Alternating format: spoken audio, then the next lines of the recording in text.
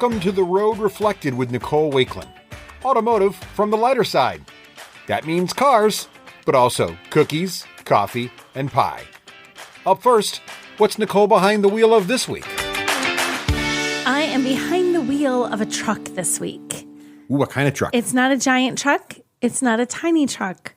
It's the just right truck. It's the Goldilocks truck. It's the Goldilocks of trucks. It is the 2024 Honda Ridgeline, which is sort of odd, but it's also perfect. Because, now, why is it odd? Because it's not a compact truck like something like a Maverick or let's say a Hyundai Santa Cruz. It's not a compact truck. It's not tiny.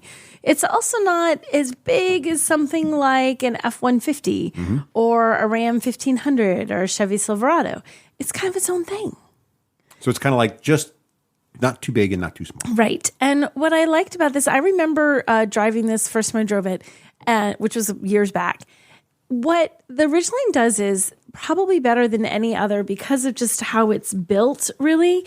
It is a car in truck form. So it has all the nice things that you want from having a car. The ride is very quiet. It is very smooth. It is very comfortable. All the varies. It has all those things, but then it's also a truck. So it has a bed in the back and it can tow up to 5,000 pounds, I believe is the number I just looked at. So it is 5,000. It's a capable vehicle. It's genuinely a truck. But when you sit inside, it has the trappings of, let's say it's an SUV. It's SUV inside. It's got SUV vibes yes. inside, yeah. And I love that. In fact, our daughter even noticed that when she sat down, she's like this. She said it feels very much like a car rather than a truck in all the good ways. So that means you have a nice little blend. You could so easily road trip in this. Yeah. Like there are some trucks you would not want to road trip in, especially with an empty bed. Because when the bed is empty in a truck, it's like bounce, bounce, bounce, bounce. Yeah, bounce, noise. bounce. Yeah. It's just, it's very unwieldy. It's my favorite word to describe a car. I don't like how they drive. Unwieldy. Unwieldy. So this is not unwieldy at all. With the bed completely empty, it's still very nice to drive. It doesn't have crazy power. It is a 3.5. I guess it's 3.5. That's still 3.5. I don't know where 3.5 came from. I know, but it is 3.5. I guess 3.5 liter V6 to 280 horsepower, 262 which isn't a lot for a truck. Pound-feet, right? It has a 9-speed automatic, which again adds to the sort Feels of car-ish. car-like vibe because it gives really nice, smooth shifts as it goes through. The question is it priced like a car or is it priced like a truck? Well, I'm going to say it's priced like an SUV. So the base price on this comes in just under $40,000. It is $39,750. That's not bad. So you're getting into a truck that can tow 5,000 pounds for just under $40,000. At the top of the lineup, it is $46,350. Which is still reasonable. What we were driving this week is the Trail Sport, which is $44,980. So the Trail Sport's kind of a little high on the higher side. Like it's almost the middle. It's kind of So, but what the Trail Sport is a trim that you'll find on a lot of Hondas, and it's their slightly off-road trim. So don't be thinking this is a hardcore trim. This isn't a rock crawling trim. Right. It is not a Ford Ranger Raptor. Right. It's not a Tacoma TRD Pro or anything like that. It's mild off-road capability that they give to the Trail Sports because that's a really popular thing right now. Right. Everybody wants a car. Nobody wants a car that's just like, it's delicate. You can at least do a little bit off-road without too much worry. You can. I mean, this has, and they have all-terrain tires. It has skid plates. Yeah. There's an off-road suspension system. Oh, that's a pretty good list. Right. So it's kind of, I think of this as the off-road for the person who, I'm not going to spend all weekend climbing over rocks, but maybe I like to get out there a little bit and there's a campsite I want to get to where I have to drive over the rocks and muck a little bit, or I have a cabin and it's down a dirt road and it can be a little tricky to get to. Or I want to drive in the middle of a meadow and watch an eclipse. Because that's coming. Or like there's a boat dock or something or a boat ramp that you need to get to and it's a little tricky to get to. So all those, so for people who want a little bit more capability, have a little bit more adventurous driving in mind, but aren't hardcore off-roaders. Right. But I do love, it's just such a nice car to drive. And they do some kind of neat things. So in the trunk, when all the tailgate, or the trunk, in the bed, all the tailgates at one point, tailgates used to just do one thing. You would flip them down, you flip them back up. Yep. You flip them down, you flip them back up. They kind of have one job. Down, up, down, up. That's all they did. Then Honda's like, no. We're also going to let you open ours to the side. So it opens left, right. Right. So what that does is instead of having to reach over the tailgate to get inside, you're right up against the edge of the bed and you have a better reach. You can reach further into the truck. Then all the other car companies are like, wait, this is kind of cool. This little mid-sized truck in the middle here has a cool feature that we don't have. So now I feel like it's tailgate origami. Like every tailgate opens differently.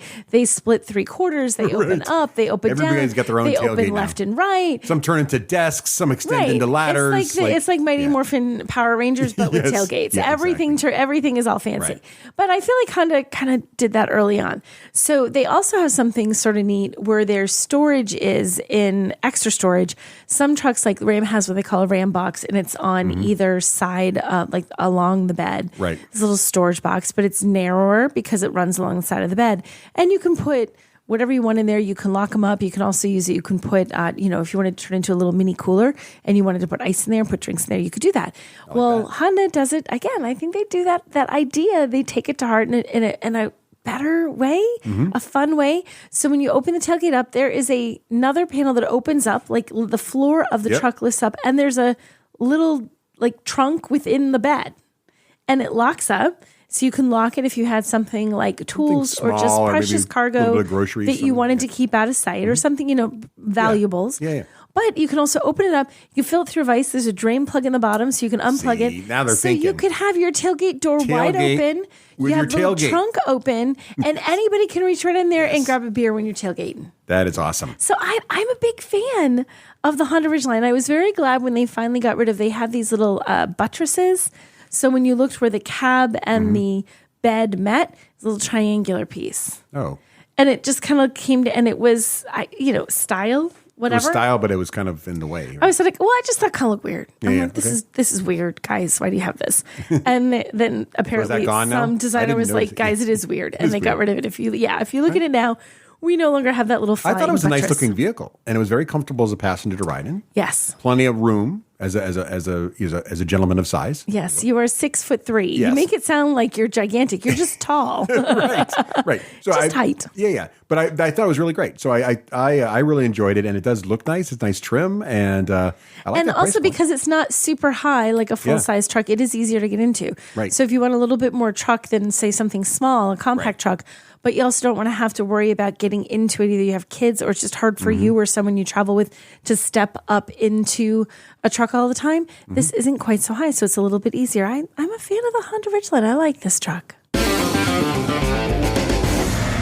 Okay, everyone, if you like what you're hearing, then go ahead and hit that like button and subscribe either on YouTube or your favorite podcatcher. And please don't be afraid to leave us positive reviews on iTunes. Okay, so last week I mentioned something that I was going to do, but I hadn't done yet. Yeah, I'm excited to talk about this. Now I've done it. I'm also very jealous. Oh my gosh, it was so cool. So I went out to Moab, Utah for Easter Jeep Safari. First time I've ever been to this. It was amazing. How many Jeeps did you see? I don't know. Countless? Countless Jeeps. So the neat thing about this is the event isn't actually sponsored by Jeep. They're just like, oh, you have an event and we're the focus, fans. so we'll show up. So it's actually a local four-wheelers club, and it's huge. Like thousands of people come out to this. Is this like the largest Jeep event? I don't know if it's the largest. Probably Jeep. up there. It's pretty big. Yeah. And it happens over the course of 9 days. And people come and they have official sponsored trail rides. You bring your own Jeep. You cover your own expenses. You show up and they have these trail rides and they take you all over Moab. Moab, which is amazing, beautiful scenery. There's really nothing else like it. You have to see it to gather how beautiful this is. And in terms of the terrain, there's softer sand, there's hard packed sand, and there's lots and lots of rock. Big rocks, which is the super fun part. So we did two things. We took out the all new, I don't know, are they saying all new? I think just updated new 2024 Jeep Gladiator, which drive impressions are embargoed, so I can't talk about that one yet. But they also... Can you talk about how it looks?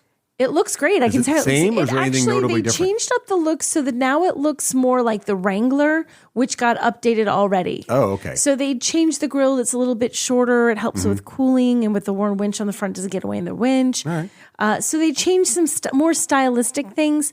Inside, there's a larger touchscreen now. It's 12.3 inches. Oh, yeah, you were telling me that. So it's a Sounds nice, cool. large Yeah, yeah. touchscreen, and they have these really cool off-road pages in there with a trail app that is widely used, but now Yep. it's integrated into the infotainment system. Oh, smart. And it'll tell Like you that. things like, and people can update it, the app. Yeah. So if you go down the app and you're like, hey, so 2 miles in, there's a big rock and a tree. And, Oh, nice. So- and right there, be really that's careful awesome. because it's washed out and you can't see it. Like people can put So they in crowdsource trail conditions. and That's so awesome. right, and Yeah. it has a scale so you can see how hard it is, which is great Yeah, if you are experienced, but also if you're new and you're a little scared, you're a little nervous. Like who wouldn't be?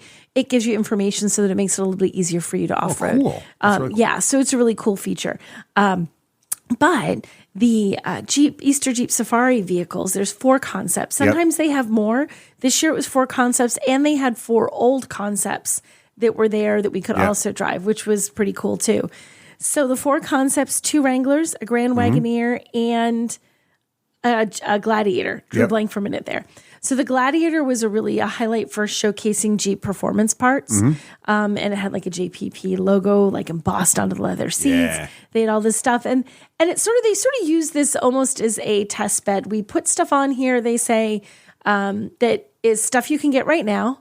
And I spoke to Jim Morrison, who's the head of the brand and of the new Jeep performance parts, and he said, it's also to test out stuff that we might give you. Got it. Maybe. So you're kind of a guinea pig in this Maybe situation. not. Yeah, but not everybody's driving these. Right, and they're right. also looking for reception. Like if the Yeah, right. public looks at a feature or something and says they love it, well, then they put it higher on their list. If the public is really not interested or has a negative reaction, well, then they know they need to change it. So it lets them get a lot of feedback. And Jeep does tons of testing in Right. Moab anyway. Those guys are out there a lot. So we got to drive all these, which is fabulous. But here's the thing. They are one of one. There is one Yes, Jeep right. Gladiator These high are each top. unique There is vehicles. one Jeep Grand Wagoneer, what do they call it? Vacationeer. Right. If you ruin that, You've broken the only one. they don't have other parts. Right. The next person who came who wanted to see that cannot. Does not get to Right, drive it. right. So there's a certain level of like, oh, please don't Right. let me screw Let's this not up. screw this Please, up. please, Yeah. please don't let me screw this up.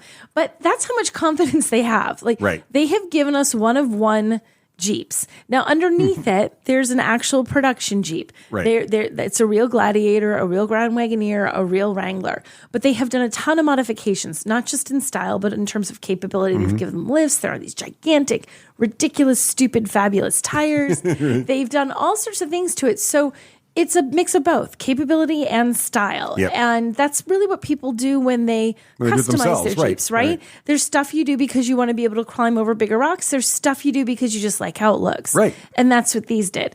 Well, the neat thing was they didn't say just like, we're going to let you go off-road a little bit. We're going to let you drive in the dirt. They're like, hey, so we have this course that has steep up and down sections and some sand and a little bit of loose rock and the very classic Jeep thing, which one of these days we'll have to go someplace where you can really experience this, Russ. But you're driving like, well, I can't be going that way because it's just a slab of rock. And there's a Jeep guy going, no, come on. Bring it. Let's You're go. going to just climb over there. You're like, I'm going up the rock. Things that in the real world you I would so wanna do say, that. I'm so you would look jealous. at it and you go, oh, we need to find another way. Jeep's like, No, this is a keep coming. Jeep. You're in a Jeep. Keep coming. You're fine. Yeah, Just yeah. go up. And you're like, really?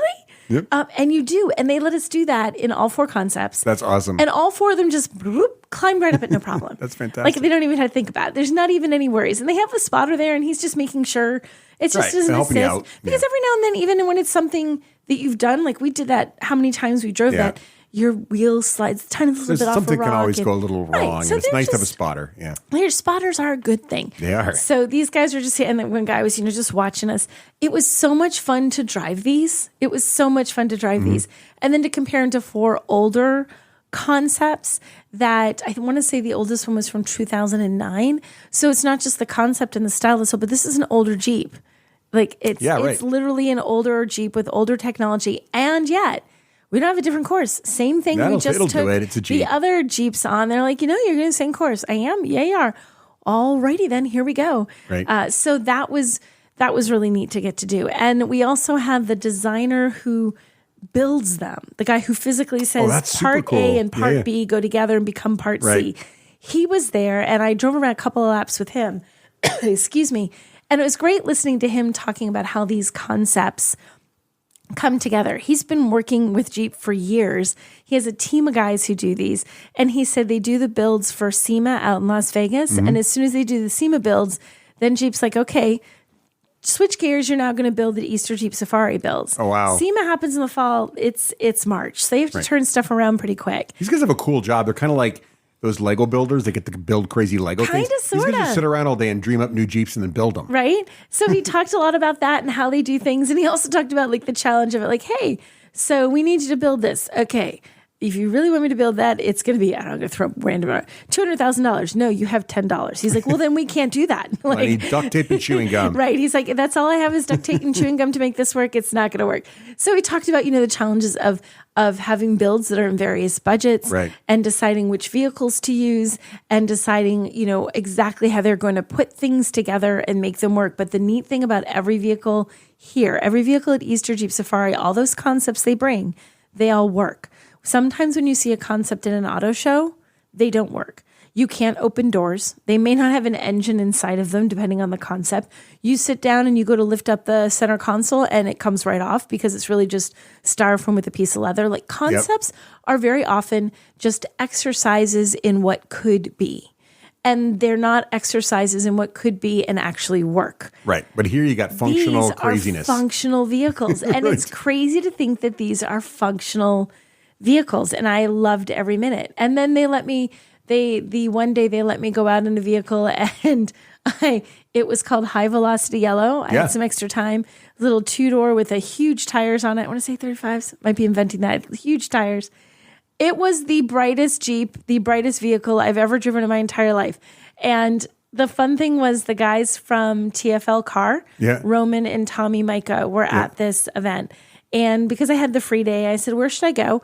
I'm by myself in a vehicle I don't know, in an area I don't know. I'm not going to do some hardcore stuff all by me. That's stupid. You don't do that. Right. Where could I go where, I can drive, but I'm not going to get in trouble? And literally the directions from Tommy are this.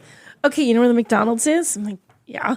Just turn right by McDonald's, just keep driving. just drive till you hit a rock. It's I fine. said, why did you just keep driving? And Roman looks at me and said, where are you telling me to go? Turn right at the McDonald's and keep driving. And Roman said, yeah, that sounds about right. You'll go through some construction. You'll get on a dirt road. The dirt road goes for age. You just drive until you don't feel like driving, then come back. And I thought, and I'm driving, well, here's the McDonald's.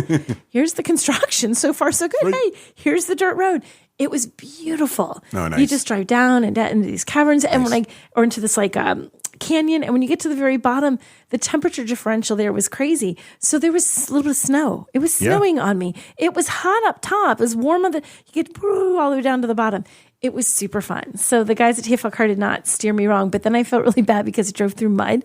I brought the vehicle back and I parked it. I mean, it wasn't going crazy, but there's mud. Yeah, but they know. They gave you a pristinely clean Wrangler. Right. And they said, take it out for a drive. If it had come back clean, they'd have been disappointed. They'd have been disappointed. Well, I have this, and then I get the Jeep guy reaches out and he's like, hey, Nicole, you're all set with the car? You're still driving? No, I'm set. Thank you so much for letting me have that so I could just kind of explore on my own today. He's like, yeah, one of our engineers wants to check it out. Would you mind leaving the keys at the front desk for so-and-so? I'm like, okay, I didn't think anyone would be driving immediately after me. So there's a lot of mud on it. So can you apologize to whatever engineer is getting in it? He's like, don't worry about it, you're fine. It's a Jeep. I know, but still, it's like, oh, I didn't know there was going to be I thought it would go back to whoever would take it and clean it. But so it was an amazing experience, and it is very fun, and you will see so many Jeeps. If you like Jeeps, if you like driving them, if you like being off-road in them, if you like the community of Jeep, and you want your hand to be so tired it's going to fall off from doing the Jeep wave because it's just like one Jeep constant Jeep wave, and to see everybody's creativity for what they've done with their personal Jeeps, you could just sit there and have a coffee on the corner and watch the world go by, and it's amazing. I have one additional question. Yes, sir. Since it was the Easter Jeep Safari. Yes. And Jeep is well known for their little Easter eggs. Yes. Little things you can find, like a little shadow of a Wrangler on your windshield, stuff like that. Was there any cool Easter eggs on these concept Jeeps? Well, I can tell you there were some neat things in the concepts. One of the Willys Dispatcher, which was made to be sort of an old school version of like a post-World War II Jeep at Wrangler. It had two things. First of all, there was extra little fuel tank, little fuel container. And it had a door on it. And I'm like, and actually, again, one of the guys from TFL Car noticed it, and he got the key and he opened it up, and there was a bar kit. So you open it Inside up. It looked like a fuel tank on a Willys. It looks like an extra fuel, like little bottle of bourbon in there, a couple glasses. Yeah, there you go. It was bright gold. But then this is my favorite, absolute favorite Easter egg of the entire thing is that when you open that tailgate, and that one was themed from Area 51, the color was, and anyway. You open it up. It was a bright green one, right? It was a bright green. Yeah. It was called Element 151, which if you'll Google has stuff to do with Area 51 or Element 115, I think, Area 51. Anyway, you open it up and I realized they put random stickers and things on these. Like there's a bottle cap opener on the back of the tailgate, like a huge one stuck in the back. But when you open the tailgate, when I went to look inside to look at what we discovered was a little bar kit. There's a sticker on the side inside when you open the tailgate on the edge, and it's an alien, like the classic alien with the great big eyes. Little green men. Little green men alien, and it's got lettering next to it. And I looked at it, my nerd brain went, that looks really super familiar. And I said to the designer, I said, is that just random? Or is that something? He's like, oh no, it's an alien language. And I said, when you mean alien language, he said, well, I don't know if you know Star Wars. And I'm like, oh my gosh, it's Aurebesh. And he's like, you do know Star Wars. So it's the language in Star Wars. Yes. And I said, well, what does it say? And this designer didn't know. He takes me over to the other designer. He's like, ask him that question. I said, little alien. And he goes, it says it's a Jeep thing. In Arabic. That's awesome. Yes. That's so cool. I thought that was really cool. So it was, that would be my favorite. It was fun. Too. There were there were fun things. It was just, it is a celebration, and it is a really fun, positive, amazing experience for Jeep fans. Hey, wait, did we just drive by a bakery? Okay, this week is Easter. Yes, it is. It's time for the Easter bunny. Literally days away for us. So we will be we will not be driving by a bakery. No. We will be going to our favorite bakery tomorrow morning. I have to go pick up Easter goodies. Yes, and that was my reminder, was to make sure that you pick them up. In fact, literally before the podcast, like, don't forget tomorroor. No, my daughter and I already breakfast plans, and we're going right to the bakery. Yes. 8 a.m. to grab our Easter treats. We pre-ordered them all. We did. We pre-ordered. So we have a cake. Yes. And we have, that looks like cupcakes too. And we have, not cupcakes, they're little like tart thingies. Do we get the truffles too? I can't remember. The truffles. That's what they call them, truffles. Yeah. So, which I imagine will be smaller. I think so. I don't know, but they just look cute. But we have anywhere, we can have like 15 people at Easter. We never really know. We knew this was going to be a smaller Easter. It's going to be 8 people. We've got desserts for 50. Oh yeah. Well, and the trick to Easter desserts is it has to look cute. Yeah, but like a rabbit. So Nicole's a huge bunny fan. I love bunnies. And Easter's are her favorite holiday. We have many bunny we have a lot more Easter decorations than probably most households. I absolutely 100%. Because they're all shaped like bunnies. So when you're looking at the Easter treats you can order from your local bakery, and we have an amazing Frederick's Pastries, an amazing bakery up here. They have egg-shaped ones. Those are not for us. No, because the egg-shaped one is everywhere. Everybody does an egg-shaped one. You can do one yourself. They have cake pans. Right. You just bake a cake and But it's bunny-shaped stuff, that takes a little more work. That's skill. And they have quite a variety of bunny-shaped things. They have like the classic sort of bunny-shaped cake that looks like a face looking down at it. That you're looking down at it. But one of my favorite ones we got last year, I think it was, it looks like it's a stump. It's almost like a Yule log cake. Yes. But there's little playful bunnies. Yes. Little bunnies rolling around on it, little bunny butts sticking out of holes and all kinds of cute little things. I'm unreasonably excited about the Easter stuff. And and their cakes are really good too. So I know they're going to taste delicious. They're going to be delicious. Yeah. But my other thing that we do, so we have, it's all about baking for me at Easter, which I know you're all shocked to hear that.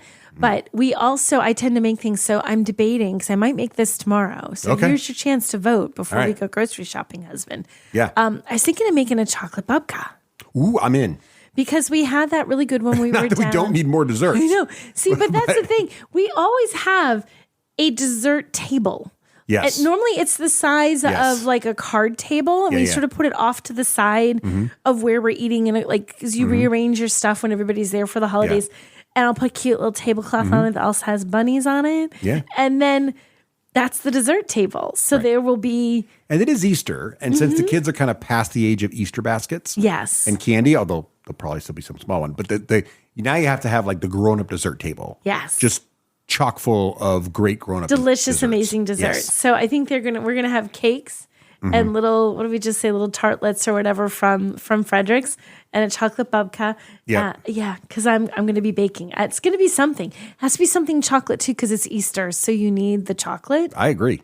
We had, and I also have to go and get some candy, because then you have to do the decorative thing, and you have to throw a couple. Yeah, you need a few candies. of those little like M&M shaped like eggs or whatever. Right, you toss them on the table for decorative flair. It's like exactly. the parsley of Easter. Yeah, it's like the green grass, the green grass stuff you do at Easter, except it's better because it's edible. And it doesn't end up all over the floor like no, and your dog doesn't eat it. Your dog's like eating so bits and pieces of green stuff, going, "What is this? It looks really good. Oh my God, I'm choking to death." Yeah, so I'm very excited. So Easter Sunday.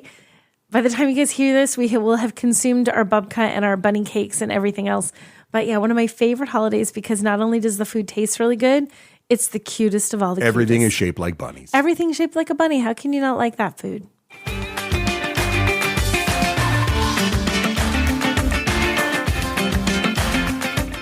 Thanks for listening to The Road Reflected. To follow more of Nicole Wakeland's adventures, head on over to NicoleWakeland.com. There you'll find links to her social media from TikTok to Twitter, as well as her work across a wide range of media outlets. Until next time, keep it shiny side up.